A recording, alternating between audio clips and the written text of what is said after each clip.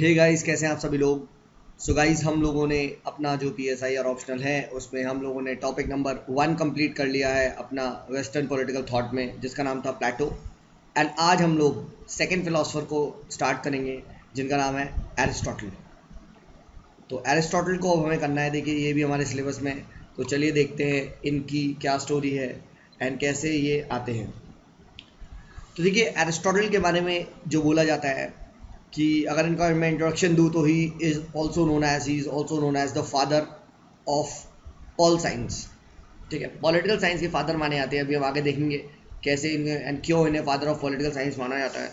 जैसे प्लेटो को father of Paul philosophy माना जाता है, पॉलिटिकल फिलॉसफी माना जाता है, वैसे इन्हें फादर ऑफ पॉलिटिकल साइंस माना जाता है। ठीक है, फिर अब अगर इनकी वर्क के बारे में बात करें, तो इन्होंने देखिए जो इनका फेमस वर्क है दैट इज एरिस्टोटल की जो बुक है, it is politics book. That is one of the very famous works of Aristotle. And Aristotle के बारे में ये बोला जाता है कि ये बेसिकली जैसे सोक्रेट्स के शिष्य थे प्लेटो। ठीक है, स्टूडेंट था प्लेटो। तो प्लेटो का जो शिष्य है, स्टूडेंट है, वो है एरिस्टोटल। तो ये आप चीज़ ध्यान रखिएगा, ये इनके बीच की रिलेशन आपको याद रखना पड़ेगा। सोक्रेट्स, प्लेटो, एरिस्टोटल इस ऑर्डर में आए हैं। तो यहाँ पे देखिए वही बात, जैसे सोक्रेट्स ने प्लेटो को इन्फ्लुएंस किया, सिमिलरली एरिस्टोटल ने भी प्लेटो को इन्फ्लुएंस किया। बट एरिस्टोटल के बारे में ये भी बोला जाता है कि ये one of the greatest disciples तो हैं ही प्लेटो के, बट ये one of the greatest critic भी हैं। ये एरिस्टोटल प्लेटो की बहुत ज़बरदस्त क्रिटिक भी करते हैं, क्रिटिसाइज करते हैं। एंड बेसिकली प्लेटो की जो थ्योरी है, देखिए क्रिटिक का मतलब ये नहीं होता कि गाली देना, ठीक है, एमसीबीसी ये सब नहीं।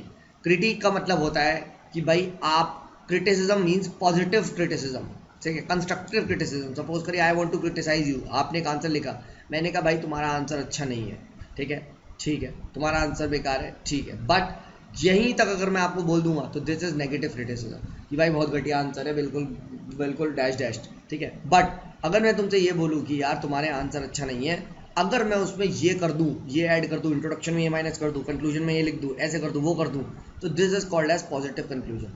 Positive criticism, sorry, is also called as reformation. Reform करने की कोशिश की जा रही है, ठीक है, हाँ है ना। तो इसीलिए एरिस्टोटल के बारे में कहा जाता है कि ये क्रिटिसिज्म जो करते हैं, basically he wants to make Plato much more you can say consistent बनाना चाहते हैं। ठीक है, जैसे कहते हैं ना आपकी फिलॉसफी में इनकंसिस्टेंसी आ रही है, आपकी फिलॉसफी में एक साइंटिफिक एस्पेक्ट नहीं आ रहा। ठीक है, दो अलग अलग चीज़ें एक साथ आप कह रहे हो।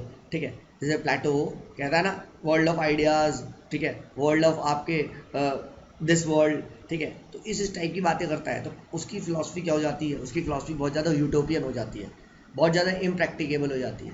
तो अब Aristotle will try to make it valid and he will try to make it much more implementable in this world। ठीक है, so basically he tries to reform Plato। ठीक है, तो क्रिटिसिज्म का मतलब ये होता है, अब ये चीज़ ध्यान रखिएगा, क्रिटिसिज्म का मतलब ये नहीं होता कि आपने बस उसको आउटराइटली रिजेक्ट कर दिया, ऐसा नहीं है। You will try to reform, you will try to reform. And how will you try to reform? By suggesting your theories या योर रिफॉर्मेशन मेजर्स। ठीक है गाइस, तो ये भी हमने देख लिया। ठीक है, ये भी हमने देख लिया। सो देखिए अब जो क्वेश्चन आता है, अब जो स्टार्ट होती है, तो आपको पता है, अभी मैंने आपको बताया प्लेटो एंड अरिस्टोटल के बीच में बहुत ज़्यादा सिमिलैरिटीज़ है। ठीक है, तो पहले जल्दी से एक बार ज़रा सिमिलैरिटीज़ के बारे में बात करते हैं, एक तरफ एरिस्टोटल और एक तरफ हमारा प्लेटो। तो देखिए सबसे बड़ी जो सिमिलैरिटी ये है कि भाई दोनों ही सोक्रेटिक ट्रेडिशन को बिलोंग करते हैं। ठीक है, दोनों ही सोक्रेटिक ट्रेडिशन को बिलोंग करते हैं। एंड ये लोग दोनों ही क्रिटिसाइज करते हैं किसको? सोफिस्ट को। They are both critic of sophist. ठीक है, दोनों ही क्या है, दोनों ही देखिए इस फीलिंग में बिलीव करते हैं कि भाई स्टेट सुप्रीम पावर है and state is prior to individual. ठीक है, दोनों ही बिलीव करते हैं कि भाई society is prior to individual. ठीक है, एंड दोनों ही फोकस करते हैं, आपको किसके कॉन्सेप्ट पे बताइए? होलिज्म के कॉन्सेप्ट पे फोकस करते हैं। दोनों ही सोसाइटी को एज एन एंटिटी देखते हैं रैदर देन इंडिविजुअल। ठीक है, both believe in natural inequalities, दोनों ही नेचुरल इनइक्वालिटीज में बिलीव करते हैं। और एरिस्टोटल तो स्लेवरी को जस्टिफाई भी करते हैं, जहाँ एक तरफ प्लेटो आपके मिथ ऑफ मेटल्स को जस्टिफाई करते हैं। तो दोनों ही नेचुरल इनइक्वालिटीज में बिलीव करते हैं। ठीक है, फिर बोथ जो है दोनों ही बिलीव करते हैं कि भाई देखो जो मैसेज होती है, ठीक है, उनकी एबिलिटी नहीं होती। ठीक है, दे बोथ हेट डेमोक्रेसी। ठीक है, जो मोबोक्रेसी बन जाती है, रूल ऑफ मैनी हो जाता है, ठीक है, तो दोनों इस फॉर्म ऑफ गवर्नमेंट के अगेंस्ट हैं, ठीक है, दोनों ही इसको हेट करते हैं, and both did not have faith in the ability of the masses.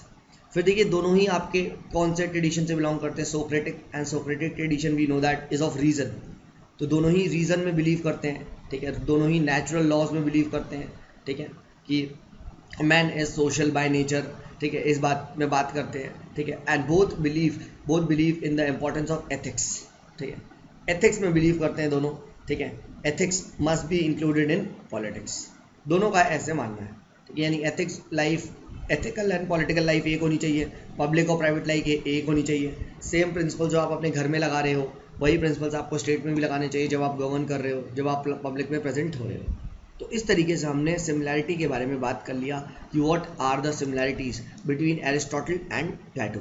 तो ये चीज़ ध्यान रखिएगा गाइस, ये इंपॉर्टेंट है, इसमें लास्ट ईयर क्वेश्चन भी आया था कि प्लेटो एंड एरिस्टोटल को कंपेयर करवाया था, ठीक है, अगर आप प्रीवियस क्वेश्चन देखेंगे तो आपको पता चल जाएगा कि ये क्यों इंपॉर्टेंट है। Now let us talk about the differences between Aristotle and Plato, इसके बारे में हम थोड़ा सा बात करते हैं। तो देखिए वी नो दैट अभी हमने पढ़ा Aristotle is one of the greatest critic of Plato, ठीक है, एंड प्लेटो को बहुत ज़्यादा इसने कंडेम किया है। कौन कौन सी जो चीज़ है जो उस पर वो कंडेम करता है, तो इसको अब हम थोड़ा सा देखने की कोशिश करते हैं। जैसे प्लेटो की सबसे पहले जो absolute powers of the state थी, जो प्लेटो ने जो थ्योरी दी थी कि भाई फिलोसफर किंग की, where he gives the absolute power, इसको बहुत ज़्यादा क्रिटिसाइज किया है, याद है, रूल ऑफ पर्सन को उसने ऊपर रख दिया था ओवर रूल ऑफ लॉ, इसको बहुत ज़्यादा क्रिटिसाइज किया है, ठीक है। फिर याद है थ्योरी ऑफ कम्युनिज्म को बहुत ज़्यादा क्रिटिसाइज किया है, कहा कि ये टोटलिटेरियनिज्म बन जाएगा, बहुत ज़्यादा रिजिड बन जाएगी सोसाइटी, हाँ है ना, property as a motivating factor, ये सब बात बताई थी, ठीक है, फैमिली, ठीक है, इंस्टीट्यूशन ऑफ कम्युनिज्म, फैमिली, इन सबको बहुत क्रिटिसाइज करा है, ठीक है। तो एक तरफ क्या है, एक तरफ आपको क्या दिखाई देगा, जो प्लेटो है वो एक्सट्रीमिस्ट है, ठीक है, एक्सट्रीमिस्ट मतलब he is either on this side और ऑन दिस साइड, मतलब he is taking extreme decision, extreme views कि भाई ये बर्बाद है, हटा दो, सिस्टम ही हटा दो, ठीक है। Whereas Aristotle is reformist कह सकते हो, और आप ये कह सकते हो he tries to take the middle path, ठीक है, हाँ ना। यहीं पे प्लेटो बिकम्स आइडियलिस्टिक, ठीक है, बहुत ज़्यादा आइडियलिस्टिक, बहुत ज़्यादा यूटोपियन बन जाएंगे, एंड एरिस्टोटल इज प्रैग्मेटिक, ठीक है, हाँ, तो ये चीज़ ध्यान रखिएगा। फिर प्लेटो के लिए देखिए we know that idea is the ultimate reality, हाँ है ना, और ये जो वर्ल्ड ऑफ मैटर है वो क्या है, ये पूरा का पूरा क्या है, कंप्लीटली इल्यूजन है, ये तो हमने पढ़ ही ली दिया, थ्योरी ऑफ टू वर्ल्ड्स आपको बताया था, थ्योरी ऑफ आइडिया पढ़ा था, ठीक है, idea shadows, reality is the shadow of ideas पढ़ा था, है ना, ऐसा पढ़ लिया था। जबकि एरिस्टोटल के लिए देखिए आइडिया तो एग्जिस्ट करते हैं, बट वो इस वर्ल्ड की रियलिटी को भी मानते हैं, ठीक है, वो इस वर्ल्ड की भी रियलिटी को मान करते हैं, वो कहते हैं भाई कि देखो we cannot reject the world of matter as like the world of illusion, ठीक है, जैसे प्लेटो कह रहे हैं कि वर्ल्ड ऑफ मैटर को हटा दो भाई, इल्यूजन है, धोखा है, इस तरीके से भाई देखो वी कैनॉट डू दैट, ठीक है, we have to accept the reality of this world also, and hence Aristotle कहते हैं कि देखो भाई प्लेटो ने क्या बोला था कि ये दिस वर्ल्ड है और आइडिया अलग वर्ल्ड में रह रहा है, तो उसने डाइकॉटमी दी थी, ठीक है, डाइकॉटमी ऑफ एग्जिस्टेंस। एरिस्टोटल कहते हैं नहीं भाई, जो आइडिया है वो कहाँ रहता है, वो उस चीज़ की बॉडी में ही रहता है, ठीक है। फॉर एग्जांपल पेन का आइडिया पेन के अंदर ही होगा, पेन का आइडिया कहीं दूसरे ज़माने में इस वर्ल्ड में नहीं रहेगा, ऐसा कहना है एरिस्टोटल का, यानी idea is not out of this world, ठीक है, and hence he takes a middle path, ठीक है, इसीलिए वो दोनों ही वर्ल्ड को क्या करते हैं, दोनों ही वर्ल्ड को एक्सेप्ट करते हैं, ठीक है, but he says that yes idea जो है वो होगा तो उसी में, ठीक है, तो ये चीज़ ध्यान रखिएगा। फिर अब यहाँ पे एरिस्टोटल कहते हैं, प्लेटो क्या कहते हैं, देखो आइडिया के लिए तुमको क्या चाहिए, रीज़न चाहिए, ठीक है, तुमको मेथड ऑफ डायलेक्टिक्स करना पड़ेगा, हाँ है ना, इस सब का चीज़ें करनी पड़ेगी, तुमको सोल सर्चिंग करनी पड़ेगी। एरिस्टोटल कहते हैं यार सिंपल कॉमन सेंस यूज़ करो ना, सिंपल अगर आप कॉमन सेंस को भी यूज़ करोगे तो you will get to know what idea is, simple, ठीक है, कोई आपको स्पेशलाइज नॉलेज की ज़रूरत नहीं है, इवन जो आप कह रहे हो छोटा आदमी भी इस आइडिया को समझ सकता है, कोई ऐसा नहीं है कि भाई you need to know everything to understand idea, ठीक है, there is no need of any specialized knowledge to understand the idea of good और बैड, ठीक है, यानी what is required is common sense, ऐसा कहना है एरिस्टोटल का, ठीक है। फिर देखिए एरिस्टोटल एंड प्लेटो में एक सबसे बड़ा डिफरेंस है, मैंने आपको बताया था, आइडियलिस्ट और प्रैक्टिकल और बीइंग प्रैग्मेटिक का। तो प्लेटो कहते हैं कि देखो भाई, रूलर को वाइज कहाँ होना चाहिए, जो एक अच्छा रूलर वही होता है जो जिसको सारी आइडिया की नॉलेज होती है, he should be wise in the world of ideas, है ना, ठीक है। बट एरिस्टोटल कहते हैं नहीं भाई, he should be wise in this world, he should be wise in the worldly world, ठीक है, सॉरी वर्ल्डली वर्ल्ड, इस दुनिया के बारे में जो वर्ल्ड है ये वाली, उसकी नॉलेज होनी चाहिए, ठीक है। We need not have the ideas about, he did not have the knowledge about the idea of the world of ideas, बस ये जो वर्ल्ड ऑफ मैटर है इसकी नॉलेज रखनी चाहिए रूलर्स को, ठीक है, ऐसे कहते हैं। तो आप देख रहे हो यहाँ पे थोड़ा सा आपको क्लियर कट डिफरेंस दिखाई दे रहा है, ठीक है। डन गाइस, यहाँ तक क्लियर है? यस। तो हमने ये आपके जो एरिस्टोटल है उसका एक इंट्रोडक्शन ले लिया, and we have seen how is he different from Plato. तो इसके बारे में भी हमने बात कर ली, आगे बढ़ते हैं। Let me just erase this.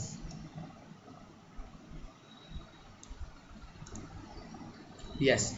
तो अब क्वेश्चन ये आता है कि व्हाई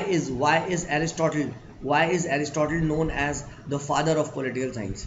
इसको एरिस्टोटल को फादर ऑफ पॉलिटिकल साइंस क्यों बोला जाता है, एंड प्लेटो को ही क्यों फादर ऑफ पॉलिटिकल फिलॉसफी बोला जाता है, इसके बारे में हम थोड़ा सा समझने की कोशिश करते हैं। Let me take a fresh slide. Okay, so अब देखिए यहाँ पे एक चीज़ को समझिए, यहाँ पे लोग समझते हैं पॉलिटिकल साइंस में साइंस का क्या मतलब है, ठीक है। तो यहाँ ये साइंस को आप लिटरल सेंस में मत ले लो, ठीक है। साइंस लिटरल सेंस मतलब एक्सपेरिमेंट करेगा क्या, ऑब्जर्व करेगा क्या, वेरीफाई करेगा क्या, मतलब इस सेंस में नहीं लेना है, ठीक है। हालांकि उसकी अप्रोच इस टाइप की ही है, अभी हम देखेंगे, बट यहाँ साइंटिफिक मतलब है इट इज़ कंपैरिजन मतलब अगर आप प्लेटो को खड़ा कर दोगे तो आपको एरिस्टोटल क्या दिखाई देगा, साइंटिफिक। अगर आप अभी हम देखेंगे modern philosophers like Machiavelli etcetera, ठीक है, बीच में 1500 साल का जो पीरियड आता है मिडेवल एज, उसके बाद जो फिलोसफर्स आते हैं दोज आर मॉडर्न। तो जब आप मॉडर्न फिलोसफर को देखोगे तो प्लेटो एरिस्टोटल आपको एक दिखाई देंगे, आइडियलिस्ट दिखाई देंगे, ठीक है। तब ये आपको साइंटिफिक दिखाई देंगे, आपके मैकियावेली एक्सेट्रा आपको ये साइंटिफिक दिखाई देंगे, समझ। जब आप एरिस्टोटल देखोगे प्लेटो के कंपैरिजन में तो एरिस्टोटल दिखाई देगा। The question is it is in comparative terms, ठीक है, समझो। अब प्लेटो क्या करता है, देखते हैं कैसे। अब प्लेटो क्या करता है, अगर हम कंपेयर करें प्लेटो से, तो प्लेटो तो भाई अपना मस्त भाई वो है भाई वर्ल्ड ऑफ आइडियाज़ में, ठीक है, he is high in the world of ideas, ठीक है। जबकि जो आपका एरिस्टोटल है, ठीक है, he lives in the world of reality, ठीक है। He is called scientific because of his approach, ठीक है। And approach is of very very practical in nature. कैसे प्रैक्टिकल इन नेचर, वो सिंपली कंपेयर करना स्टार्ट कर देता है, ठीक है। एरिस्टोटल के बारे में अगर आपने पढ़ा होगा तो उन्होंने 158 कॉन्स्टिट्यूशंस की खुद स्टडी करी थी। सोचो, लोग 158 बुक्स नहीं पढ़ते, इन्होंने 158 कॉन्स्टिट्यूशन पढ़ दिए थे, and then he came up with his theories. तो आप समझे कितना एग्जॉस्टिव स्टडी इसने करी है इस बंदे को, कितनी नॉलेज होगी। तभी तो यार लोग चाहते हैं प्लेटो एरिस्टोटल जैसे बनना, ठीक है, ऐसे तो ही ना बेवकूफ़ था, ठीक है। एंड उस जमाने में करा। अब आप सोच रहे हो, थर्ड, क्या ये मेथड कंपैरिजन जैसा नहीं है? क्या है मेथड कंपैरिजन जैसा नहीं है? बताइए। And hence Aristotle is also known as the father of comparative government. हम कंपैरेटिव पॉलिटिक्स पढ़ेंगे तब हम ये पढ़ते हैं। तो कंपैरेटिव पॉलिटिक्स के रियलिटी में जो फादर हैं या कंपैरेटिव गवर्नमेंट जो स्टार्ट होती है वो एरिस्टोटल को ही माना जाता है। He was the first person जिनने 158 कॉन्स्टिट्यूशन को पढ़ के कंपेयर किया था, ठीक है, क्लियर है। एंड देन इसने अपनी जो बुक है द पॉलिटिक्स वो दी। समझ पा रहे गाइस, ठीक है। Is this clear? I think this is clear, ठीक है। So he is scientific because of his practical approach, he believes in moderation, he believes in middle path, and hence he is believing in the principle of golden mean में ये believe करते हैं। यहाँ तक clear है? Golden mean is the golden end, ठीक है, यानी जो मीन होगा, मीन मतलब बीच का, this is extreme and this is mean, ठीक है। This is the best part, something like Lord Buddha who believes in the middle path. ठीक है, तो जब भी एरिस्टोटल का ऐसा कुछ आए तो please do write the term और the name of Lord Buddha. ठीक है, तो ये भी हमने देख लिया। ठीक है, तो एरिस्टोटल का इंट्रोडक्शन हो गया। Now let us quickly look at कि हम लोग कौन सी इसमें से कौन कौन सी थ्योरीज को हम डिस्कस करेंगे एरिस्टोटल की, एंड कौन कौन सी मतलब जैसे हमने प्लेटो में देखा था शुरू में ही कि हम ये डिस्कस करने वाले हैं, एरिस्टोटल की बात करते हैं। तो एरिस्टोटल में देखिए हम लोग थ्योरी ऑफ स्टेट पढ़ेंगे। ठीक है, then will study his theory of citizenship, then will study theory of property, then we'll study his theory of slavery, then we'll study his theory of constitution, then we'll study his theory of law, and then we'll study finally his theory of revolution. And overall हम देखेंगे why polity is the best form of government, why polity is the best form of government, ये हम देखेंगे। ठीक है, ये हमें इसमें पूरा का पूरा एनालाइज करना है। तो चलिए गाइस, अब बिना कोई टाइम वेस्ट किए स्टार्ट करते हैं अपना एंड देखते हैं कि एरिस्टोटल भाई हमारे लिए हमको क्या सिखाना चाहते हैं, तो इनसे आप कुछ ज्ञान लेने की कोशिश करते हैं। ठीक है, आई होप गाइस आपको समझ में आ रहा होगा। कोई भी डाउट है तो आप पूछ सकते हैं। ठीक है, एंड यस कल किसी ने मुझसे डाउट पूछा था, अभी लास्ट में वो वाला डाउट लेंगे जब ये लेक्चर खत्म हो जाएगा। तो सबसे पहले let us start with Aristotle's theory of state. Theory of state again a very important theory. ठीक है, एंड यहाँ पे हम देखते हैं, तो देखो यहाँ पे एरिस्टोटल की एक लाइन है, फेवरेट लाइन, फेमस लाइन, उसको हम आप ध्यान रखिए, उस पर डायरेक्टली क्वेश्चन भी आ सकता है। The line is man is by nature, man is by nature a political animal. और पॉलिटिकल एनिमल को आप लिख सकते हैं सोशल एनिमल। ये लाइन ये एरिस्टोटल बोलते हैं इस पर्टिकुलर थ्योरी में। तो देखते हैं क्या मतलब है इस पर्टिकुलर लाइन से। ठीक है, देखेंगे दूसरी लाइन जो एरिस्टोटल कहते हैं, एरिस्टोटल कहते हैं one who can live without state is either beast और god but cannot be man, ठीक है। एंड उसके बाद एक और लाइन कहते हैं, एरिस्टोटल कहते हैं स्टेट कम्स इनटू। ठीक है, ये सब उनकी चीज़ी लाइन से ये सब आंसर में लिखनी है, नोट्स में दी हुई है, याद रखिएगा। ठीक है, state comes into existence for sake of life and continues for the sake of good life. ठीक है, समझे, मतलब आपकी लाइफ की एग्जिस्टेंस के लिए स्टेट आया है, एंड आप चाहते हैं कि अगर आपकी लाइफ गुड रहे तो स्टेट का होना क्या है, स्टेट का होना बहुत ज़्यादा ज़रूरी है। ठीक है, ये चीज़ आप ध्यान रखिएगा। फिर ये कहते हैं state is the highest form of all association, ऐसा भी कहते हैं रिगार्डिंग स्टेट। तो आपने एक चीज़ देखी होगी कि इनके लिए कितना ज़्यादा इंपॉर्टेंट है स्टेट, वो क्लियरली हाईलाइट हो रहा है इन सभी स्टेटमेंट से जो अपनी थ्योरी ऑफ स्टेट में दे रहे हैं। तो अब बात करते हैं कि वाई डज ही से सो। ठीक है, तो पहला जो इनका स्टेटमेंट है उसी को ही उठाते हैं कि man is by nature of political animal. देखते हैं इस स्टेटमेंट के इनका क्या मतलब है, पॉलिटिकल एनिमल, सोशल एनिमल का क्या मतलब है। ठीक है, तो यहाँ पे देखिए इस स्टेटमेंट से एरिस्टोटल क्या समझाना चाहते हैं। He wants to tell about the importance of state. इससे वो इम्पोर्टेंस ऑफ स्टेट बताना चाहते हैं, एंड वो बताना चाहते हैं कि कैसे जो स्टेट है वो बेसिकली आता है या मतलब कैसे जो स्टेट का इम्पोर्टेंस है वो राइज होता है।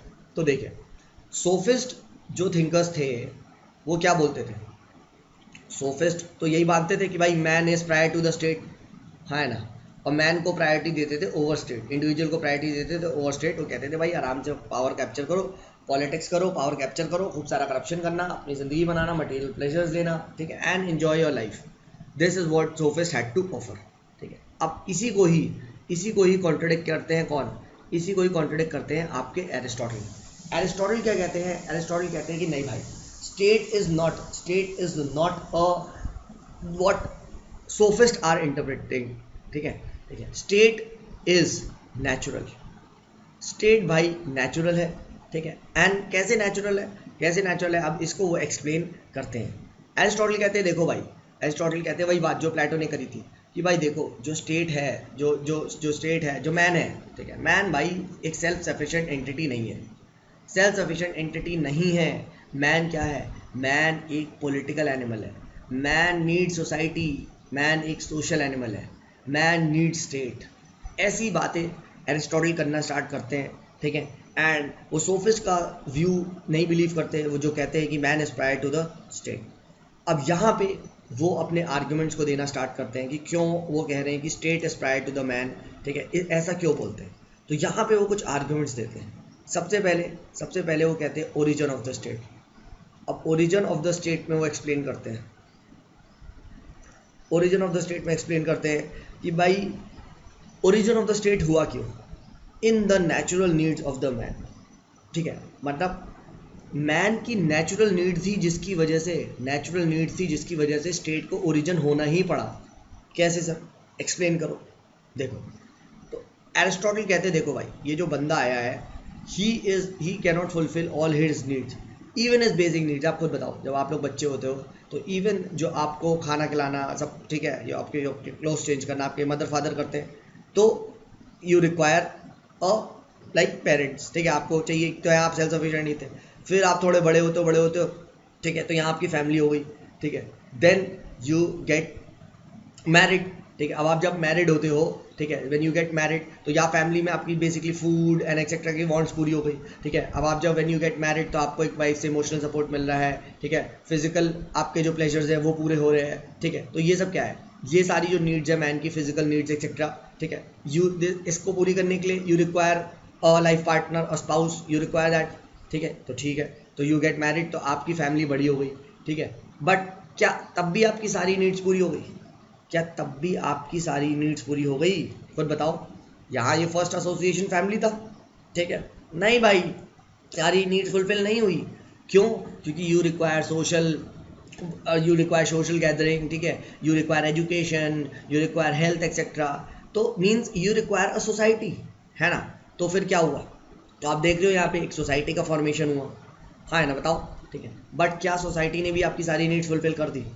बताइए, क्या सोसाइटी ने भी सारी नीड्स फुलफिल कर दी? नहीं भाई, ठीक है। सोसाइटी मतलब आप ऐसे कह सकते हो विलेज टाइप का, ठीक है, यहाँ विलेज है, ठीक है, तो विलेज मतलब वही ग्रुप ऑफ पीपल एक्सेट्रा, ठीक है। नहीं भाई, तो village society is not fulfilling your needs, तो what you require is a state, you require a higher form of entity which is known as state, ठीक है। तो जब स्टेट्स आया तो अब स्टेट क्या है? State now is capable of fulfilling all the needs of the man, ठीक है। हर स्टेज में यहाँ नीड्स पूरी हो रही थी, जो बची हुई नीड्स थी वो स्टेट ने पूरी कर दी। And hence he says that state is the highest form of all association. State is the highest form, जैसे यहाँ फैमिली हो गई, या विलेज हो गया, सोसाइटी हो गई, और इंस्टीट्यूशंस हो गए, एंड फाइनली ऊपर हो गया state. So state is the highest form of all associations existing, ठीक है, ऑल द एसोसिएशंस। एंड यहाँ जो स्टेट का ओरिजिन हो रहा है, आपने देख ही लिया होगा, नेचुरल नीड्स ऑफ मैन हो रहा है, नेचुरल नीड, ठीक है, नेचुरल नीड्स ऑफ मैन। अब जैसे सपोज करो आप कहोगे स्टेट की क्या जरूरत है? अरे भाई, कोई भी कॉन्फ्लिक्ट हो गया, अब कॉन्फ्लिक्ट कौन रिजॉल्व करेगा? बताओ, हाँ है ना। तो यू रिक्वायर अ स्टेट, हाँ है ना। बताइए, आपकी डिफेंस कौन करेगा? ठीक है, आपकी टेरिटोरियल इंटीग्रिटी को कौन बचाएगा? बताइए, यू रिक्वायर अ स्टेट, ठीक है। आपके घर में चोरी ना हो, आपके घर में ये सब ना हो, ठीक है, तो वही policing etcetera, you require a state, समझो। तो इसीलिए आप यहाँ आप एक चीज़ देखो, if you are following the chronological order, तो क्रोनोलॉजिकली कौन आया? क्रोनोलॉजी तो पहली मैन आया होगा, तभी तो मैन ने फैमिली बनाई होगी, तभी तो फैमिली से स्टेट वो आया होगा, सोसाइटी, फिर आया होगा स्टेट, हाँ है ना। बट खुद बताओ, लॉजिकली देखा जाए तो पहले कौन होगा? पहले स्टेट नहीं होगा, हाँ है ना। पहले सोसाइटी नहीं होगी, हाँ है ना। उसके बाद ही तो मैन होगा, ठीक है, हाँ है ना। देखो, तो अब आप पूछोगे सर तो ये वाला क्या प्रोसेस था? देख तो ये रहा है, तो देखो, तब ये मैन नहीं था, तब ये चीज़ जो चल रही थी, मैन, फैमिली, सोसाइटी, स्टेट, ये गलत है। ये मतलब तभी आपका एक जंगल राज था, this was not a society, ठीक है। अब यहाँ से स्टेट के बाद जो आया मैन, फिर आया मैन के बाद जो उसकी फैमिली, ठीक है, ये this is called as real society, क्योंकि यहाँ लॉ एंड ऑर्डर मेंटेन्ड है, हाँ है ना। यहाँ प्रोटेक्शन आपके पास अवेलेबल है, आपकी लाइफ सेफ है, बट खुद बताओ, क्या इस टाइम में मैन फैमिली स्टेट ज़्यादा, क्या इस मैन की सुरक्षा थी? नहीं भाई, तब तो जंगल रास्ता। क्लियर हो रहा है इसमें क्या समझा रहा हूँ? ठीक है, हाँ, तो ये चीज़ ध्यान रखिएगा। Chronologically man comes prior to the state, but logically state comes prior to the man. ठीक है, ये चीज़ आप ध्यान रखिएगा। ठीक है, लॉजिकली का आंसर यही है। ठीक है, why logically? Because man becomes man in true sense only when he lives under the state. ठीक है, जब आप स्टेट के अंदर हो तभी आप मैन कहलाओगे। और वो यहाँ तक कहने को चले जाते हैं कि वही वाली कि मैन या तो देखो भाई बीस्ट है, भूत है, या तो फिर भगवान है, बट भाई मैन तो नहीं है अगर आप विदाउट स्टेट रह रहे हो। ठीक है, तो ये चीज़ आप ध्यान रखिएगा। ठीक है, तो इस चीज़ इसीलिए वो कहते हैं कि वो एक, आप समझो, वो कहते हैं कि भाई मैन के लिए नेचुरल है। ठीक है, मैन की एक नेचुरल डेस्टिनी है स्टेट के अंदर रहना, नेचुरल डेस्टिनी है स्टेट के अंदर रहना। ठीक है, समझो, स्टेट का वो क्या बताते हैं, स्टेट का वो पर्पस जस्टिफाई कर रहे हैं कि why does one actually require a state, and purpose क्या है? Man is not self sufficient. ठीक है, तो इस पर्पस को ही हम बोलते हैं टीलियोलॉजिकल argument. So what is the teleological argument about state given by Aristotle? That man is not self-sufficient. हाँ है ना, जब मैन सेल्फ सफिशिएंट नहीं है तो state comes for a purpose. State ऐसी मजाक के लिए नहीं आ गया है। ठीक है, कि चलो भाई खाली हैं, चलो आओ यार पत्ते खेल के आते हैं, ऐसा थोड़ी ना है। पुलिस स्टेशन में जाके पत्ते थोड़ी ना खेलोगे। ठीक है, समझो, तो मैन का मकसद क्या है, सॉरी स्टेट का मकसद क्या है? स्टेट का टीलियोलॉजिकल आर्ग्यूमेंट बताता है। ठीक है, ठीक है, टीलियोलॉजिकल argument is that nature has not made man self sufficient. ठीक है, तो उसको नीड पूरी करनी है अपनी, एंड उसको नीड पूरी करने के लिए state is the highest form of all association. ठीक है, तो ये चीज़ आप ध्यान रखिएगा, state is the natural destiny of man. ठीक है, तो लास्ट में ये कहते हैं स्टेट नॉट ओनली नेचुरल है but state is a necessity. State is a necessity. Why? बेटे तुम्हारी पूरी नीड्स तो कभी होंगी नहीं अगर स्टेट नहीं है। यहाँ तक क्लियर है गाइस? ठीक है, so I think this is done, why we require state, what is the importance of state, इसके बारे में हमने देख ली। ठीक है guys, I think this is done. ठीक है, तो स्टेट इज नेचुरल एंड इसके बारे में ऐसा एरिस्टोटल कहते हैं। ठीक है, हाँ। अब आगे बढ़े गाइस, आगे बढ़े। ठीक है, हाँ, just a second, let me rub this. ठीक है, तो क्या लगता है आपको गाइस, कभी आपसे क्वेश्चन पूछ लिया जाए कि क्रिटिकली एवेल्युएट, अगर ऐसा क्वेश्चन आ जाए क्रिटिकली एवेल्युएट, ठीक है, कि मैन इज बाय नेचर और पॉलिटिकल एनिमल या सोशल एनिमल, क्या लिखोगे गाइस? ठीक है, देखिए क्रिटिकली का पहली बात मतलब होता है you have to write positives as well as you have to write negatives. तो ठीक है सर, पॉजिटिव्स तो आपने बता ही दिए कि भाई man is in self sufficient है नहीं। ठीक है, तो उसे highest form of all association बनाना पड़ता है स्टेट का टेलियोलॉजिकल पर्पस है, और स्टेट आता है मैन की सारी डिमांड्स को फुलफिल करने। वेरी गुड, तुमने लिख दिया स्टेट इज नेचुरल। ठीक है, नेगेटिव में क्या लिखोगे बताओ? क्रिटिकली एवेल्युएट आया है, अब क्रिटिकली एवेल्युएट में आपको नेगेटिव पॉइंट्स भी बताने हैं। ठीक है, तो यहाँ पे आप कैसे लिख सकते हो, यहाँ पे आप इस जो व्यू है that state is natural, basically इसको आप कंटेस्ट कर सकते हो। आप लिख सकते हो कि भाई देखो, state is natural and so necessary, this is a contested issue among political scholars. अब देखिए, जो आइडियलिस्ट थिंकर्स हैं जैसे प्लेटो, अरिस्टोटल, तो ये क्या मानते हैं कि भाई स्टेट देखो नेचुरल है, ये स्टेट का नेचुरल रीज़न बताते हैं व्हाई डज स्टेट एमर्ज। ठीक है, फिर हम आगे हम देखेंगे जब हम लिबरल थिंकर्स को पढ़ेंगे, मॉडर्न थिंकर्स को पढ़ेंगे, तो ये तो कहते हैं भाई स्टेट एक नेसेसरी ईविल है, ये एक नेसेसरी ईविल है। बाद में बताऊंगा ये सब नेसेसरी ईविल एक्सेट्रा, ये सब आगे पढ़ेंगे, don't worry about that, just वही बता रहा हूँ। ठीक है, एनार्किस्ट का क्या मानना है? एनार्किस्ट कहते हैं कि भाई देखो स्टेट की तो ज़रूरत है ही नहीं, तो इट इज़ अननेसेसरी ईविल। ठीक है, एनार्किस्ट का ये मानना है अननेसेसरी ईविल। ठीक है, तो hence man is by nature a political और अ सोशल एनिमल। ये क्या है? ये isn't it one of the discourses, बताइए, isn't it one of the discourses in political science. ठीक है, डिबेटेबल है, डिस्कोर्स का मतलब होता है डिबेट, जहाँ बहुत सारी डिबेट है। Yes, like many other discourses, तो ये भी एक क्या है, ये एक डिबेट है कि man is by nature a political animal है। तो मेरा ये कहने का मतलब है जब भी you have to write opposite points, तो try to include other scholars. अब एरिस्टोटल खुद तो गाली नहीं देगा ना, तो गाली कौन देंगे? आपके लिबरल थिंकर्स गाली देंगे। ठीक है, गाली कौन देंगे? एनार्किस्ट थिंकर्स गाली देंगे। गाली कौन देंगे? मार्क्सिस्ट गाली देगा। हाँ ना, जैसे मार्क्सिस्ट क्या बोलेगा कि भाई state is a fraud concept, ठीक है, state is the instrument of बुर्जुआ class, वो तो यही बोलेगा। तो आप इससे क्रिटिसाइज कर सकते हो। तो that is how you have to write different different views, ठीक है। जैसे अगर मैंने आपको फर्स्ट डे, अगर आप याद है, तो मैंने आपको एक पीडीएफ दी थी पहले दिन पढ़ने को, एक डू की, पॉलिटिकल साइंस की, उसमें रैल्फ मिलीबैंड के व्यू ऑन स्टेट थे, याद है? तो वो सब भी आगे आएगा। जब वो सब भी हम पढ़ लेंगे तो हमारी स्टेट की व्यू क्या होते जाएगा, स्टेट की जो होराइजन है, जो स्टेट की डायमेंशंस है, वो वाइड होते जाएगी। ठीक है guys, I think this is clear, बताइए। ठीक है, हाँ, तो this I think is clear. तो एरिस्टोटल की हमने पहली थ्योरी को कवर कर लिया है कि what is Aristotle's theory of state, ठीक है, and why does he stress so much importance on it. So now let us begin his next theory, which is called as the theory of citizenship। इसके बारे में हम जानने की कोशिश करते हैं, and let us try to analyze this concept। तो देखिए, एरिस्टोटल जो है वो अपनी थ्योरी ऑफ सिटीजनशिप देते हैं, ठीक है, एंड यहाँ पे वो स्टार्टिंग करते हैं, सबसे पहले वो ये बताते हैं कि भाई किसको सिटीजनशिप मिलनी चाहिए, ठीक है, इसको समझने की कोशिश करिए, ठीक है। तो देखिए, एरिस्टोटल सबसे पहले क्या बोलते हैं कि इसको ऐसे लो, let us first understand the essence of citizenship, फिर देखते हैं किसको मिलनी चाहिए, क्यों मिलनी चाहिए इसको, ठीक है। तो देखो, Aristotle is one of the first thinkers, he is one of the first thinkers जो एसेंस को बताते हैं सिटीजनशिप की, ठीक है। एसेंस मतलब वो सिटीजनशिप को बताते हैं कि एक्चुअली में सिटीजनशिप होती क्या है। तो वो यहाँ पे सिटीजनशिप को किससे कंपेयर करते हैं? वो कहते हैं देखो भाई, सिटीजनशिप एक ड्यूटी होती है, एक ड्यूटी। ड्यूटी क्या है? Duty towards state. अब खुद बताइए, क्या हम सबकी कोई citizenship, why are we Indian citizen of India, ठीक है, we are citizen of India, तो हमारी ड्यूटी टूवर्ड स्टेट नहीं है कि हम स्टेट के सभी लॉज को पार्टिसिपेट करेंगे, उनको फॉलो करेंगे, ठीक है, हम स्टेट को टैक्स देंगे एक्सेट्रा, ठीक है, हम स्टेट के प्रति लॉयल रहेंगे, ठीक है, ये सब करेंगे। तो इसके बदले में स्टेट क्या देगा?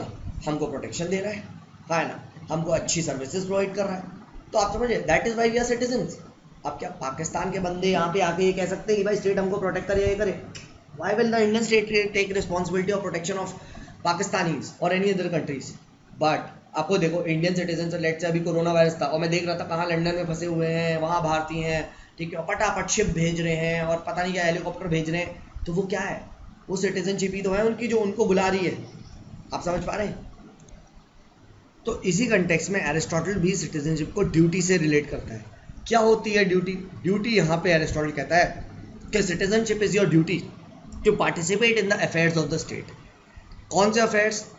लॉ मेकिंग अफेयर्स, ठीक है, लेजिस्लेटिव फंक्शंस, ठीक है, जुडिशियल फंक्शंस, ठीक है। तो ये सारे जो फंक्शंस होते हैं स्टेट के, इसमें लोगों को बढ़ चढ़ के हिस्सा लेना चाहिए। और अगर if they are doing this then they are being loyal and they are truly, you can say, truly devoted to their nations, and only such people deserve to be called as citizens। तो यानी आपने एक चीज़ notice कर ली, क्या ये सबको citizenship देगा? Not at all. ये जो है सिटीजनशिप, वो बहुत ही नैरो लोगों को देगा, नैरो इन द सेंस बहुत ही नैरो कंसेप्ट देगा, एंड अधिकतर को एक्सक्लूड कर देगा। जैसे ही विल एक्सक्लूड किसको? He will exclude slaves, he will exclude women, he will exclude children, he will exclude old people। हाँ है ना, सबको ये क्या करेगा? सबको ये रिजेक्ट कर देगा। तो भाई तुम देख इसको रहे हो, एरिस्टोटल बता भी दो, ठीक है। तो only native born adults and that too male who belong to the propertied class, उन्हीं को ही सिटीजनशिप मिलेगी। You should be native of that state of Athens, you should be having you should be adult, you should be having property and you should be male, तभी तुमको citizenship मिलेगी, ठीक है। तो यहाँ से एक चीज़ देखी, it is isn't it a very narrow theory of citizenship, ठीक है, हाँ है ना। and can it be accepted in the 21st century? not at all। But क्या इसकी सिटीजनशिप में पॉजिटिव एलिमेंट दिख रहा है? yes, he is giving the essence of citizenship, that is he is trying to link it to duty based concept बता रहा है, ठीक है, एंड इसीलिए ये बहुत ज़्यादा इंसाइट देता है अपने सिटीजनशिप में। तो अब सबसे पहले मैंने एरिस्टोटल से पूछ लिया, मैंने कहा एरिस्टोटल बाय वाई, क्यों भाई लड़कियों से क्यों इतना चढ़ रहे हो, ऐसा क्या कर दिया, ठीक है, क्यों भाई बूढ़े लोगों ने तुम्हारा ऐसा क्या कर दिया, बच्चे तो इतने प्यारे होते हैं, इनसे क्यों चढ़ रहे हो, ठीक है। तो अब एरिस्टोटल रीज़न देता है, एरिस्टोटल कहता है देखो भाई जो स्लेव्स हैं ये तो ऑब्वियस सी बात है, इनके पास तो रीज़न है नहीं, ये तो बेवकूफ़ है, तो ये तो डिसीजन ले ही नहीं सकते, तो ये क्या लॉ बनाएंगे, तो इनको बाहर फेंको, ठीक है, समझ गया एरिस्टोटल। वुमेन देखो भाई ऑलरेडी यार वो लोग घर वर के काम में है, ठीक है, टाइम नहीं है उनके पास, they are much more busy in, they are absorbed in the household work, ठीक है, बच्चों का ख्याल रखना एंड घर में they are busy in cooking, तो इनके पास वैसे भी टाइम नहीं है, तो बाहर रखो, they also cannot participate. Children भाई यार चिल्ड्रन तो देखो इमैच्योर है यार, बच्चे मन के सच्चे, ये क्या लॉ बनाएंगे, इनको बाहर फेंको। एंड ओल्ड मैन तो भाई यार they are not fit, old people are not fit यार, उनको कहाँ तुम गर्मी में बैठाओगे ये वो, तो बाहर फेंको, ठीक है। तो इसीलिए अगर आप देखो ये बहुत ही डिटेल्ड कॉन्सेप्ट ऑफ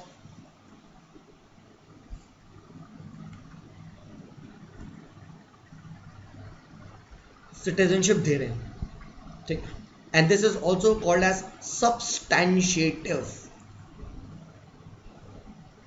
सब्सटैंशिएटिव व्यू दे रहे हैं सिटीजनशिप का, तो ये चीज ध्यान रखिएगा, the very substantiative concept of citizenship, ठीक है। So this is the importance of his theory, ठीक है, ये चीज़ आप ध्यान रखिएगा, ठीक है। तो फर्स्ट इसमें पॉजिटिव आपको क्या दिखाई दिया कि भाई इन्होंने बहुत ही डिटेल्ड कॉन्सेप्ट दिया है, इन्होंने क्या करा है, इन्होंने सिटीजनशिप को एज ए ड्यूटी रिलेट किया है, इन्होंने सिटीजनशिप को पार्टिसिपेशन इन स्टेट्स अफेयर्स की बात करी है, तो that is a very beautiful concept and इन्होंने रियलिटी में एसेंस बताया है, एसेंस ऑफ सिटीजनशिप बताया।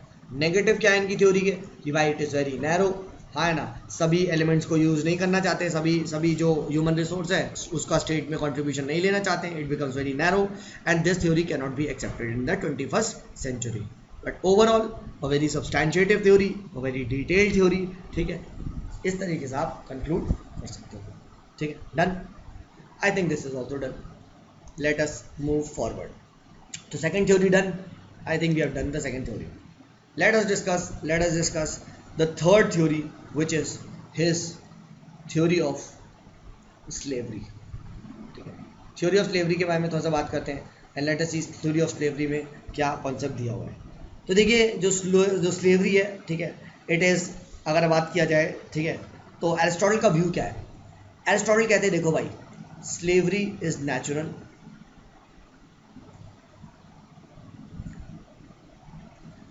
एज वेल एज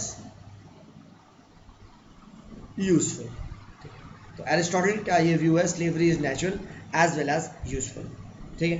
और अब एक और बात बोलते हैं, एरिस्टोटल कहते हैं देखो भाई master can retract to other alternatives but slaves need to work, ठीक है। अब इसके बारे में बताते हैं, तो इसको थोड़ा सा देखने की कोशिश करते हैं क्या इसका मतलब है, कैसे बोला इन्होंने, इसके बारे में थोड़ा सा बात करते हैं। तो देखिए भाई एरिस्टोटल का कहना है, एरिस्टोटल क्या हमेशा से ही एंशिएंट ग्रीक में मैंने आपको पढ़ाया था जब हमने डिस्कशन स्टार्ट किया था, तो वहाँ क्या था, अगर वहाँ की आपने सोसाइटी देखी थी तो slavery was a natural institution, slavery को नेचुरली माना जाता था एंड ये बोला जाता था कि भाई एंशिएंट ग्रीस में इट इज़ वेरी नेचुरल, ठीक है, it has been institution practice in ancient Greece from long time and generally slaves को दो टाइप में क्लासीफाई किया जाता था। फर्स्ट जो क्लासीफाई किया जाता था, जस्ट अ सेकेंड, फर्स्ट जो क्लासीफाई किया जाता था दे वर स्लेव्स बाय लॉ, लॉ मतलब prisoners of war, prisoners of war मतलब कि भाई लेटर से ए स्टेट ने बी पर अटैक कर दिया और बी को हरा दिया, तो बी के जो आर्मी एक्सेट्रा सोल्जर्स एक्सेट्रा हैं they become the prisoners of war of A, तो ए के वो स्लेव बन जाएंगे, ठीक है। Second is slaves by nature, slaves by nature, ठीक है, नेचर मतलब नेचुरली इनबॉर्न, जिनके अंदर वो एबिलिटी नहीं है, ठीक है। हाँ, तो एरिस्टोटल जो अपनी थ्योरी देता है वो इस पे ज़्यादा फोकस करता है, he tries to focus on slaves by nature, ठीक है, नेचर वाली पे ज़्यादा फोकस करने की कोशिश करता है। तो let us analyse this concept, ठीक है। अब देखिए एरिस्टोटल अपनी थ्योरी जो देता है उसमें वो क्या कहता है कि देखो भाई who are slaves by nature, मैंने पहले एरिस्टोटल से पूछा बताओ एरिस्टोटल कौन है ये slaves and who are they actually, ठीक है, इसको डिफाइन करो तुमने प्रिजनर्स ऑफ वॉर को तो बता दिया कि यार ए ने बी को हराया तो बी के सारे सोल्जर्स इसके ए के स्लेव बन गए, ठीक है, वेरी गुड। तुम स्लेव्स बाय नेचर में क्या कहते हो, ठीक है। तो एरिस्टोटल कहते हैं कि देखो भाई, जो लोग मास्टर्स नहीं होते सिंपली, वो कौन होते हैं, वो स्लेव्स होते हैं, हाँ है ना। मैंने कहा वाह भाई एरिस्टोटल, क्या रीज़न दिया यार, तुम तो मज़ा आ गया, है ना। What is a sir, what is not be, वाह क्या आंसर है। थोड़ा ये भी तो बताओ, हु आर मास्टर्स, ठीक है। अगला सवाल तो जाहिर है मैंने, और ऑब्वियसली सब पूछेंगे भाई मास्टर्स कौन होते हैं बताओ फिर, ठीक है। तो मैंने ही पूछ दिया भाई बताओ हु आर मास्टर्स। तो अब यहाँ पे एरिस्टोटल अपनी कहानी शुरू करता है। एरिस्टोटल कहता है देखो भाई, ये जो हमारा नेचर है, इसने दो टाइप के लोग बनाए हैं, दो टाइप के लोग बनाए हैं। पहले क्या, हु आर मेंटली स्ट्रॉन्ग, बुद्धिमान लोग, ठीक है, ठीक है, who are having a lot of knowledge, a lot of wisdom, ठीक है, हाँ। Second, they are physically strong, physically strong मतलब डोले शोले वाले, ठीक है, ठीक है, हाँ। They do not have reason but they have physical strength, खूब सारी डोले हैं शोले हैं, ठीक है, और आपके बॉडी वॉडी सब बना रखी है, तो फिजिकली ये खूब सारे पत्थर तोड़ सकते हैं, ठीक है, और ये कर सकते हैं। और मेंटली स्ट्रॉन्ग लोग, ठीक है, ये लोग भाई दे आर लीन बिल्ड, ठीक है, छोटे लोग हैं, हाइट वाइट ज़्यादा इन बी एन की, but these guys are very good with the brains, ठीक है, these guys are very good with the brains, ठीक है। अब तो एरिस्टोटल यहाँ पे अगेन क्या देता है, अगेन अगर आप देखोगे, अभी हम बात करेंगे, मैं आपसे खुद पूछूंगा इसने ये क्या बताया है, ठीक है, ये ब्लैंक हम अभी फिल करेंगे, ठीक है, हाँ। तो एरिस्टोटल कहता है, ठीक है, ठीक है, चलो अभी फिल करते हैं, नहीं तो आगे नहीं समझ पाएगा। देखो, तो एरिस्टोटल यहाँ पे कैसे जस्टिफाई करता है, तो again he gives the purpose of this concept, and purpose of slavery का मतलब क्या है, कौन सा आर्गुमेंट हुआ, अभी मैंने बताया था, teleological. Aristotle gives teleological arguments to justify the institution of slavery। Aristotle यहाँ पे टेलियोलॉजिकल आर्ग्यूमेंट्स देना स्टार्ट करता है। कैसे? एरिस्टोटल ये क्या बताता है कि देखो भाई, दो टाइप के लोग नेचर ने बताए हैं, एक मेंटली स्ट्रांग, एक फिजिकली स्ट्रांग। मेंटली स्ट्रांग लोग क्या करेंगे, मेंटल लेबर करेंगे, फिजिकली स्ट्रांग लोग क्या करेंगे, फिजिकल लेबर करेंगे, ठीक है।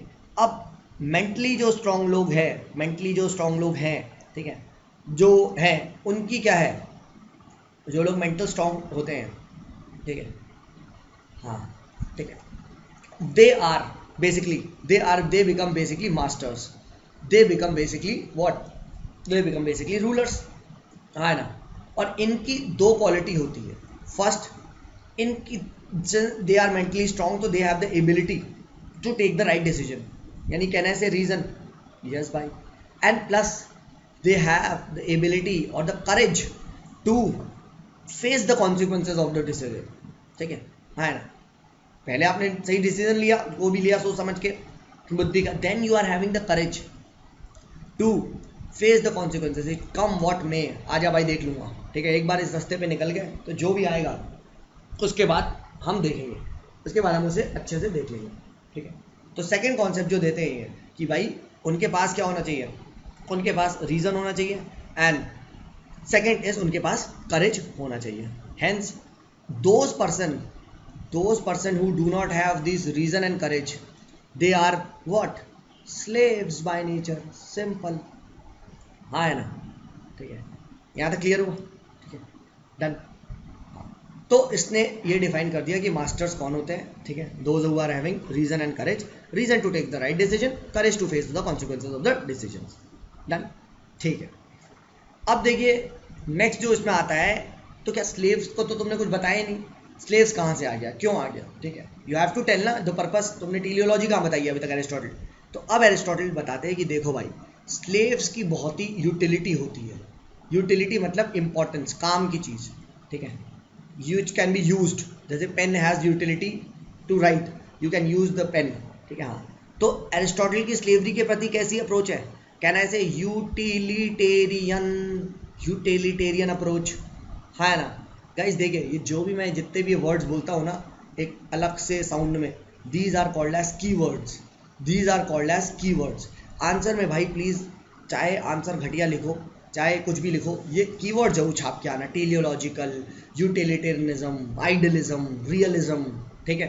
तो ये सब चीज़ें अगर आप लिखोगे आंसर में, तो this is called as the vocabulary, ठीक है, this is called as the vocabulary of political science, ठीक है।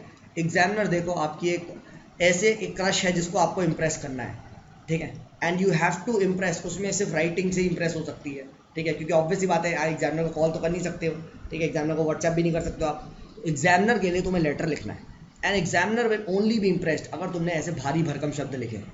So please do right this words and answers, try to include them in your answers and try to learn them, ठीक है, try to bring them into a natural flow, कि आपकी natural flow में आए, ठीक है, तो धीरे धीरे आ जाएगा, डोंट वरी, ठीक है। तो अब वो यूटिलिटेरियन अप्रोच रखते हैं, वो यूटिलिटी बताते हैं स्लेव्स की, स्लेव्स के बारे में बोलते हैं कि देखो भाई, स्लेव जो है उसकी ये यूटिलिटी है, पहले वो स्लेव्स के लिए बताते हैं कि देखो भाई, why should one be slaves, why should slaves be slaves. तो अब वो कहते हैं कि देखो भाई, सबसे पहले खुद बताओ, can slave take good decisions? नहीं। If they are living under master, तो भाई स्लेव्स के ही तो फायदा है, भाई उनके लिए मास्टर अच्छा डिसीजन ले रहा है, क्यों? दिस गाय हैज रीजन, ठीक है। और सेकंड खुद बताओ, अरे मास्टर के साथ रह के भाई, you if you are living with a topper, if you are having someone topper with you, ठीक है, तो क्या होगा? अबे ऑब्वियस सी बात है, तुम उसके जैसा बनोगे, उसके जैसी क्वालिटीज कुछ ना कुछ तो इम्पैक्ट होगी, ठीक है। ऑल्दो तुम ये भी कह सकते हो कि अदर वे हो सकता है, बट भाई मास्टर है, वो टॉपर है, उसके पास ज़्यादा बुद्धि है ना, तो वो अपनी बुद्धि को कम थोड़ी ना करेगा, ठीक है। तो अगर छोटे बट आप बड़े के साथ रहोगे तो you can develop those virtues, ठीक है। तो स्लेव के भी वर्च्यू डेवलप हो गया, ठीक है। अब भाई मास्टर के लिए क्या फ़ायदा है स्लेव को रख के? तो है भाई, मास्टर का जितना भी फिजिकल वर्क है वो कौन कर देगा? स्लेव। तो मास्टर भी क्या होगा? टाइम ही टाइम। अब टाइम ही टाइम होगा तो मास्टर क्या करेगा? मास्टर अपनी जो ये सर्विसेज हैं, ये जो सर्विसेज हैं, ये किस में प्रोवाइड कर सकेगा? He can provide these services, valuable services in for the state, very easy, state के लिए प्रोवाइड कर देगा। और जब स्टेट के लिए वैल्यूएबल सर्विसेज प्रोवाइड करेगा तो ultimately state will get the best ना, हाँ ना। स्टेट के अच्छे डिसीजन लिए जा सकते हैं, बिल्कुल लिए जा सकते हैं, ठीक है। तो स्टेट के लिए भी फ़ायदा, मास्टर के लिए भी फ़ायदा। फोर्थ, खुद बताओ, इवन इकोनॉमिक्स के लिए फ़ायदा नहीं है? इवन इकोनॉमिक्स के लिए फ़ायदा नहीं है? दीज गाइज आर वेरी डोले शोले वाले, फिजिकल वाले, तो ये खूब सारा फिजिकल वर्क करेंगे, ठीक है। और जब खूब सारा फिजिकल वर्क करेंगे तो आप खुद बताओ, ज़्यादा प्रोडक्शन होगा, ठीक है, ज़्यादा इकोनॉमी आगे बूस्ट करेगी, ज़्यादा रेवेन्यू आएगी, हाँ है ना। तो समझो, तो it is also very good for the economic system. Slave can work for longer duration, हाँ है ना। It is very useful for the state, ठीक है। When masters is busy with his task, ठीक है, ऑफ रूलिंग द स्टेट, ठीक है, slaves can do his work, ठीक है। स्लेव्स के लिए भी फायदा है, एटलीस्ट उनके साथ रह के कुछ सीखेगा। Slave can not take the good decision, ठीक है, हाँ। तो एरिस्टोटल यहाँ तक ये भी कहते हैं कि जब मास्टर को लगे कि स्लेव बुद्धि आ चुकी है तो उसे क्या कर दो? उसे छोड़ दो, उसे लिबरेट कर दो, ठीक है गाइस। तो इस तरीके से हमने जो ये है इस थ्योरी को अच्छे से डिस्कस कर लिया। एंड यूटिलिटेरियन जो उसका एस्पेक्ट है, जो टीलियोलॉजिकल पर्पस है, ठीक है, जो पर्पस है स्लेव का, उसको एरिस्टोटल ने जस्टिफाई कर दिया। अब what do you think? Let us critically evaluate. क्या लगता है गाइस आपको कि सही है ये एरिस्टोटल ने जो बोला स्लेवरी पे? क्या लगता है आपको? ठीक है, तो गाइस आपके व्यूज़ में मैं भी इंटरेस्टेड नहीं हूँ, ना एग्जामिनर इंटरेस्टेड है। हमें क्या व्यूज़ समझने जो लोगों ने एनालाइज किया, ठीक है, हाँ। तो एंड ऑलवेज रिमेंबर, आपका व्यू पूछा हो तो भी स्कॉलर का ही व्यू लिखना है, ठीक है। तो भी आपको जो एक्सपर्ट्स ने दिए उस वही व्यू लिखने, ये नहीं लिखना according to me I think this is wrong, ठीक है, according to me nobody is interested, ठीक है। जब आप कल को इतने बड़े हो जाएंगे, आप अपने IAFS ऑफिसर्स बनेंगे, फॉरेन पॉलिसी की बुक्स लिखेंगे, तब हम पढ़ेंगे। अभी के लिए you don't need to become the philosophers, ठीक है। तो अब क्रिटिकली इवैल्यूएशन में देखो, it is true that nature ने हम सबको इक्वल तो नहीं बनाया, ये बात तो आपको ही पता है। सम किसी के पास इनबॉर्न टैलेंट बहुत अच्छा है, some are beautiful artist, some are beautiful writers, some are beautiful poets, ठीक है भाई। Not everybody can be the next da Vinci, ठीक है, ये हमने देखी है, ठीक है। But survival of the fittest जो है, ठीक है, जो है मतलब survival of the fittest nature का लॉ है, ये भी ट्रू है। बट खुद बताओ, क्या हम नेचर में रह रहे हैं? नहीं भाई, आप कह रहे हो ना सर्वाइवल ऑफ द फिटेस्ट होना चाहिए सर, ठीक है, बट वो तो नेचर का लॉ है। जंगल में ठीक है, राजा है, जंगल में शेर खाएगा, उसे सर्वाइव करना है, ठीक है। बट क्या हम नेचर में रह रहे हैं? बताइए गाइस। नहीं दोस्त, हम तो सोसाइटी में रह रहे हैं। We are living in a society जहाँ रूल्स है, जहाँ रेगुलेशंस है, जहाँ पीपल आर वेरी कोऑपरेटिव, ठीक है। मैन आर विद रीजन, हाँ है ना। मैन के पास बुद्धि है, ऐसा तो नहीं कि मैन को भूख लगेगी तो सामने वाले को मार के उसको खा जाओ। शेर तो यही करेगा ना, समझो। तो this may be the law of nature, but we are not living in the nature, we are living in the society. So what is need not to determine what ought to be, ठीक है। What is does not determine what ought to be. And the basic जो principles है, ठीक है, the basic principles यहाँ पे जो आता है, ठीक है, वो कांत का आता है, इमैनुअल कांत। इन्होंने कॉन्सेप्ट दिया था ह्यूमन डिग्निटी का, ठीक है। आप सबने पढ़ा होगा, इमैनुअल कांत का नाम पढ़ा होगा आप लोगों ने, ठीक है। इमैनुअल कांत ने ह्यूमन डिग्निटी का कॉन्सेप्ट दिया था। एंड ये कहते हैं देखो भाई, ईच मैन क्या है, जो भी है, ईच मैन, ठीक है, ये अपने आप में it is an and in it self, ठीक है। एंड इसको आप एज अ मीन्स नहीं यूज कर सकते, ठीक है, कि भाई आपने इंसान का यूज करके, कहते हैं ना इंसान को यूज करना ही नहीं करना चाहिए, आपने कहीं एंड तक पहुंच गए। मैन खुद में एक एंड है। And human dignity is categorical imperative. This word is important, categorical imperative, ठीक है। कैटेगरी इंपेरेटिव का मतलब मोस्ट, अटमोस्ट इंपॉर्टेंस, ठीक है, अटमोस्ट इंपॉर्टेंट। एंड कभी भी मैन को हम अब किसी और पर्पस के लिए नहीं यूज कर सकते। मैन खुद में एक पर्पस है, मैन खुद में एक एंड है, ठीक है। तो यहाँ जो एरिस्टोटल क्या कर रहा है, एरिस्टोटल बहुत ही यूटिलिटेरियन अप्रोच रख रहा है स्लेव के प्रति, कि स्लेव का यूज किया जाएगा। ये गलत है according to Kant. No man can be treated to, no man ought to be treated by others as means to his own end.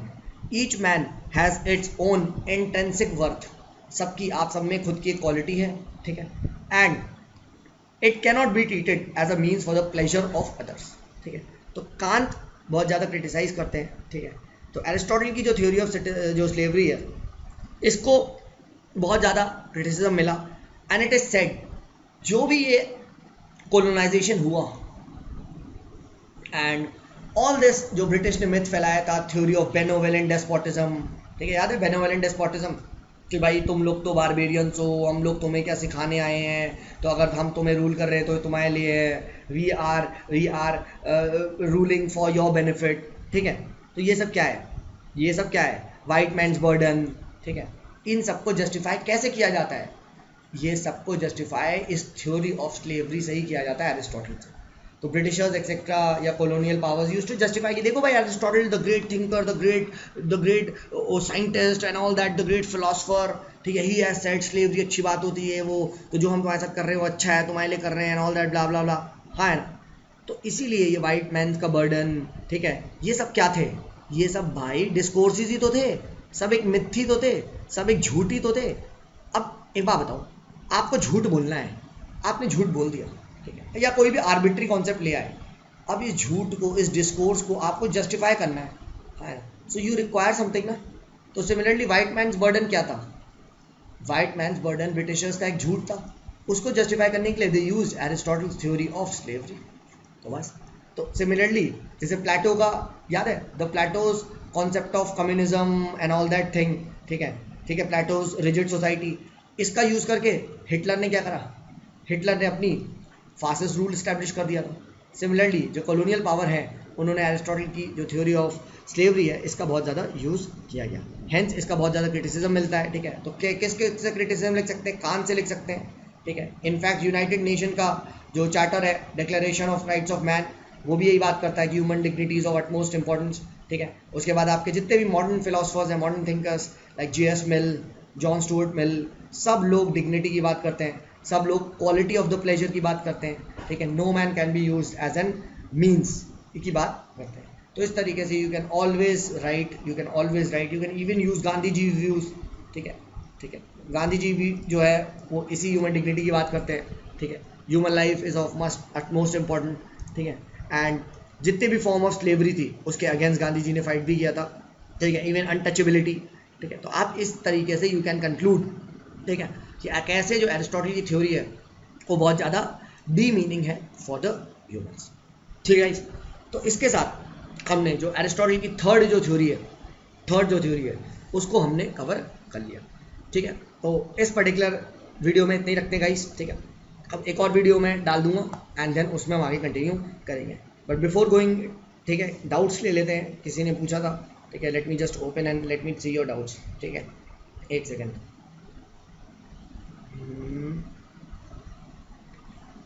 ठीक है, हाँ, तो विजेंद्र सिंह का डाउट है, sir can you explain that this statement. Karl Popper ने Plato पे बोला है, Plato's political programme is far from being morally superior to totalitarian is a fundamental idea. हाँ, तो बेसिकली क्या था, जब Karl Popper basically he wants to criticize Plato की, और वो प्लेटो को टोटलिटेरियन थिंकर बोल रहे हैं, फासिस्ट की ओरिजिन बोल रहे हैं। तो कार्ल पोपर कहते हैं कि भाई सुपीरियर इनफैक्ट नहीं था इनका प्रोग्राम। ठीक है, सुपीरियर टू टोटलिटेरिज्म नहीं था। ठीक है, मॉरली सुपीरियर टू टोटलिटेरिज्म मतलब कि मॉरली सुपीरियर जो टोटलिटेरिज्म है उससे अच्छा नहीं था। ठीक है, इनफैक्ट उससे बिल्कुल एग्जैक्ट कट कॉपी था, कट कॉपी पेस्ट। समझ, इट्स जस्ट दैट मैं ये कह रहा हूँ ओसामा बिन लादेन है, ठीक है, और लेट अस से ए पर्सन है, तो मैं ए को कह रहा हूँ बेटा तुम इस ओसामा बिन लादेन से सुपीरियर नहीं हो मॉरली। ठीक है, तुम्हारे अंदर उससे अच्छी वर्च्यू नहीं है, इनफैक्ट तुम्हारे को, and you are exact the same वो copy of Osama bin Laden.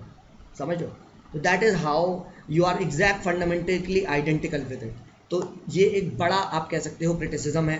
ठीक है, ये एक बड़ी गाली है। ठीक है, कि मैं तुमको सिर्फ मॉरली सुपीरियर नहीं मान रहा हूँ टोटलिटेरिज्म से मॉरली, क्योंकि इट इज सेड प्लेटो का मतलब मकसद जो था वो टोटलिटेरिज्म देना था नहीं।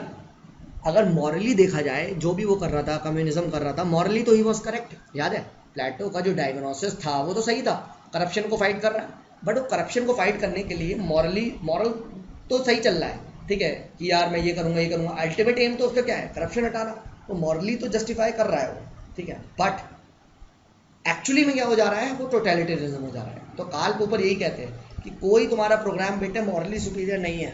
ठीक है, it is exactly identical to the totalitarism. ठीक है, तो इस तरीके से हमने ये भी जो डाउट था इसको डिस्कस कर लिया। चलिए फिर मिलते हैं नेक्स्ट वीडियो में, टिल देन बाय बाय।